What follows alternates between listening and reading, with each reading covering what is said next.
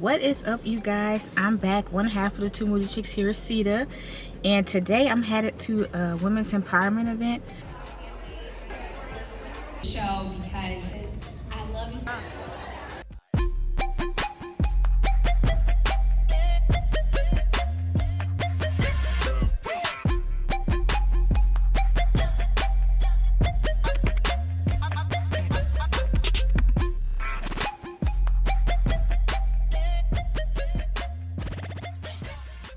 I know I'm headed to another event. You all just saw me in another one. You're probably wondering, where's Quinda? Why is she missing in? She has a different work schedule than me. Sometimes my schedule allows a little bit more flexibility. And then also, I just like to do more things that she does. She's mainly like the pop culture, sit down, have a discussion. Might pop in here and there, but mainly it's me that is going out to the events. I really love conferences and networking because it works good for both of my businesses. If you all are new here, I'm a therapist. That's what I do in the day. And then I also do like content creation. I'm headed to an event for women business owners in St. Louis.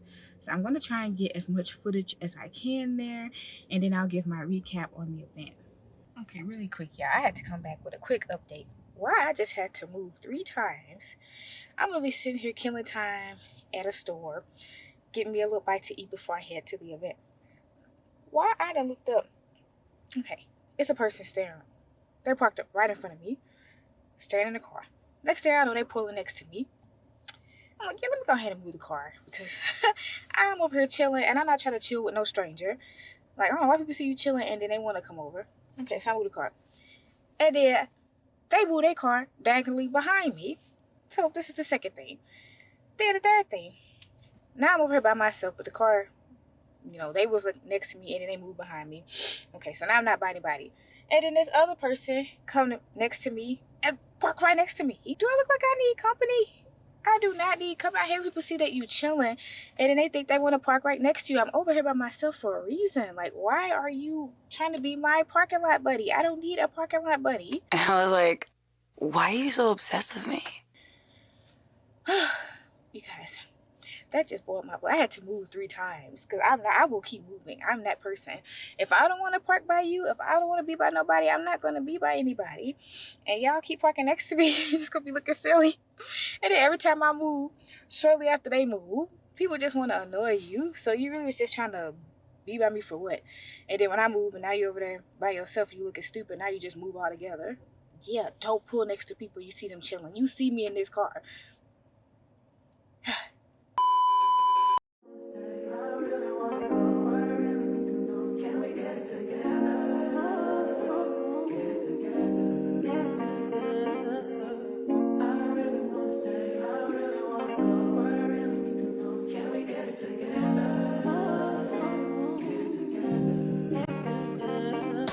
I've been all in my phone, I got options. And I don't wanna tell you to drop it, but I don't wanna play your fair.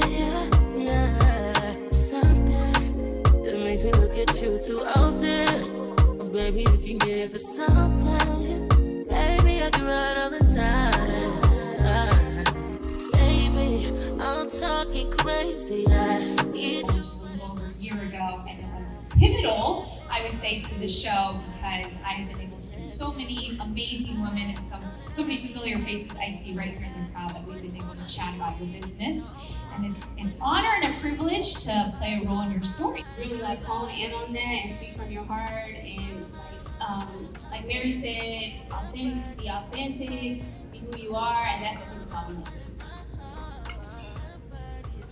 These ladies know what they're talking about. I have a couple of tangible things you can actually practice, which being vulnerable is such a trait. Like you said, authenticity is huge in whatever you're speaking about. But when I'm on the air, I think about 5 people. I think about my mom, my best friend, my husband. I think of a listener that I know is always listening. And then that 5th person is a person who hates me. Not kidding. And I have 5 people actively going in my brain that I can see in my head. And the person who hates me is a listener. Like somebody who's says a nasty comment or something. And I think about those people listening and how they would react to literally anything I'm trying to talk about or is these guys are so open-minded about women. Like, having me in the room has been really interesting for them because it's not like a regular day.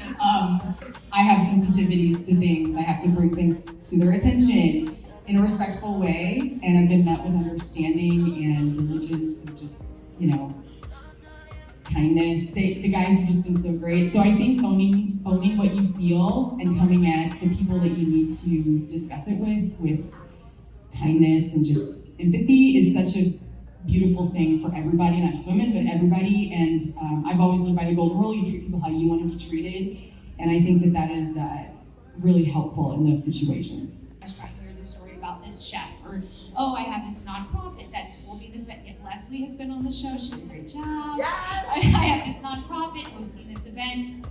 I'd say the biggest piece of advice for someone who's looking to be on the show is the pitch. It's gonna be that reaching out, whether it's the DM or the email, and making it seasonal, right? So what are things coming up right now? Halloween, Christmas, we have gift guides. So being able to make it so I can look at that email and I can look at that pitch and I can think, that fits in the show this week, that fits in the show in 2 weeks.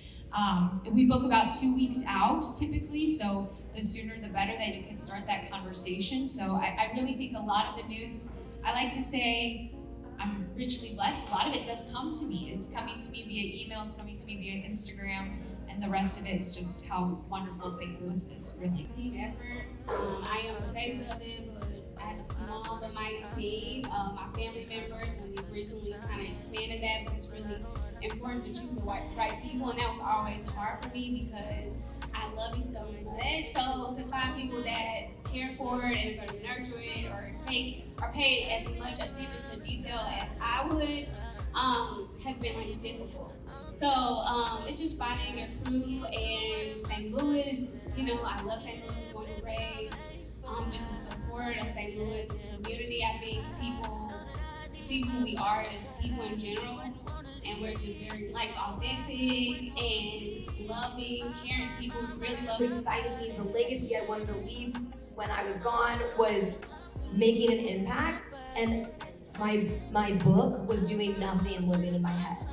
And then my book was doing nothing living on my computer while I spent way too long trying to edit that first one because I was so worried about what it was gonna sound like.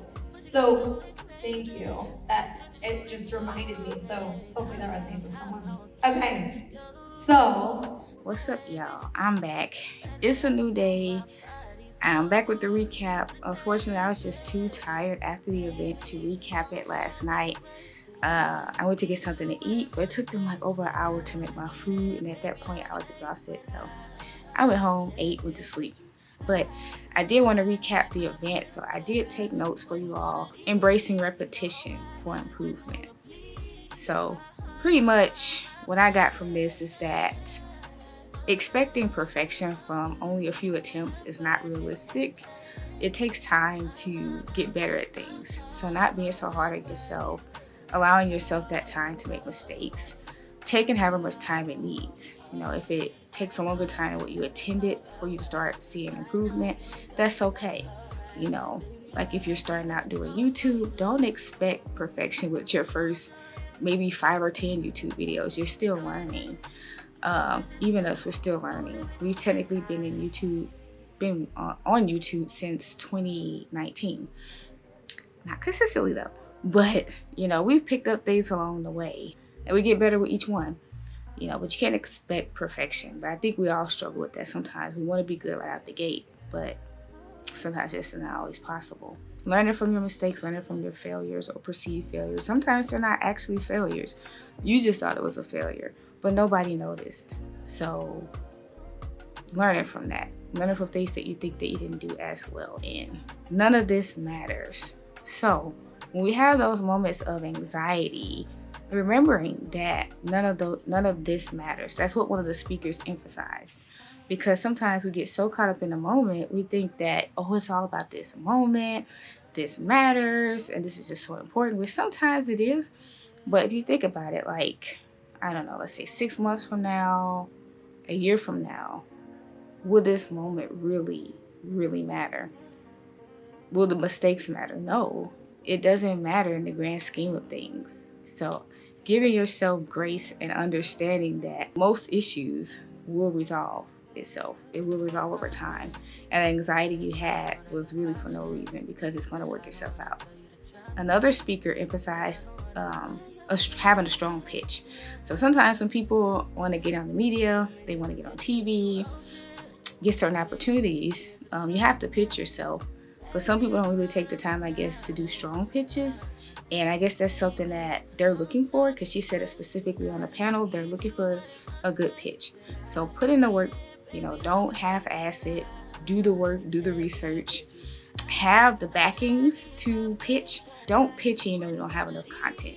Start doing the content, start being consistent, and then start pitching. Show your work, have a portfolio.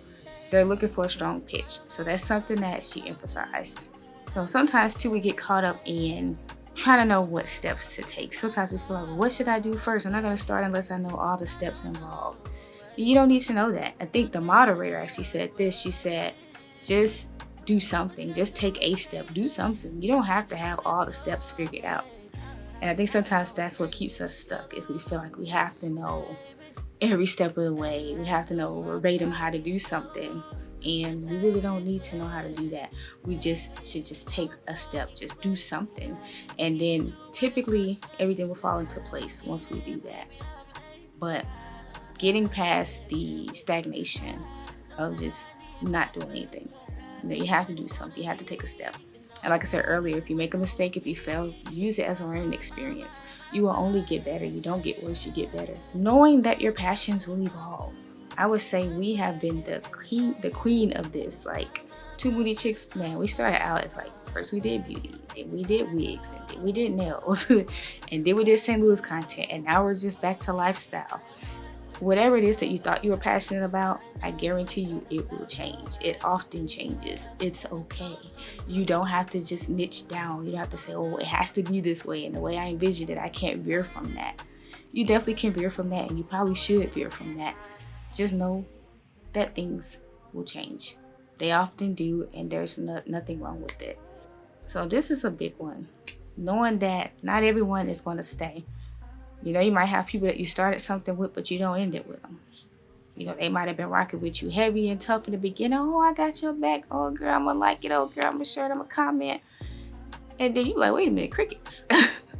Where y'all go? I don't see you liking nothing. I don't see you sharing anything. You're just gone. And then after a while, they just stop engaging altogether. Just noticing, just accepting that not everybody's going to stick around. Sometimes on some journeys, you're going to lose people, and you're going to lose them quick. Us personally, since becoming content creators, we lost a lot of people. I know some people going to get mad when we say this, but our friends, we don't really get too much engagement from them. The people who we've been knowing for a while, who we interact with in our personal lives, I don't even know they're on the page. Because it's just not that much engagement.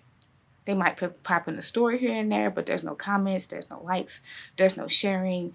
And there's some people we've just lost altogether. I don't know where they went to. Where'd you go? They just disappeared. You're going to lose people. Not even just as a content creator, but just any journey in life. Sometimes people may say they're going to support you, but then that support doesn't happen. Bracing yourself and preparing yourself for that.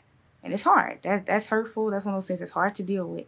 Because you're like, man, I thought this person was better than that. I thought they was in my corner if nobody else was. I want to reiterate that it's important too to focus on those people that are rocking with you. I guarantee you, it's always somebody that's rooting for you that you don't even know. You haven't even seen them. Maybe you haven't seen them in person. Maybe they haven't even engaged at all. But they are rooting for you so hard behind the scenes. Think about that person and keep that person in mind, because that's going to be the driving force.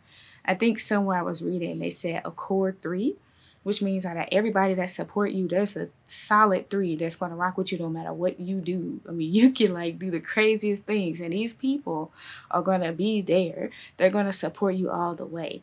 And those are the people you need to focus on. If you get one like, one comment, that's fine. Focus on that one person that you're really making a difference with, because that's what's going to matter at the end of the day. Don't get caught up in the metrics. The numbers, the likes, that's fine, that's cute. But focus on that, the reason why. And if the reason was to connect, well, you've connected. You've connected with that one person. You don't need these hundreds of people. That will come. but focusing on those that actually do matter and that do support you. So overall, I would say I loved the event. There were so many takeaways, some I mentioned, and just, I don't know, it was amazing. And sometimes it's just important to keep yourself around positivity, because it's hard. I mean, it's hard for me, you know. It's hard for a lot of us that's out here trying to have better, you know, for ourselves. But reminding yourself of these points that we talked about today. Embracing of repetition, so doing things more than once, coping with moments of anxiety, embracing mistakes, having a strong pitch, taking that first step, doing a step, evolving passions, knowing that things will change, accepting that not everyone is going to stay on your journey. All these things, all these takeaways. I'm just so happy that I met a lot of women too, a lot of amazing women that I connected with. So that's my takeaway. I'm glad I went. I had a blast and I learned so much from the panel. So hopefully I get to attend more of their events. And if you like this video, if you like anything I said, if anything resonated with you at all, please feel free to, like, comment, share, subscribe. We always like subscribers. We'll be happy to engage with you. So this is Lacita, one half of the 2MoodyChics, and I'm signing out.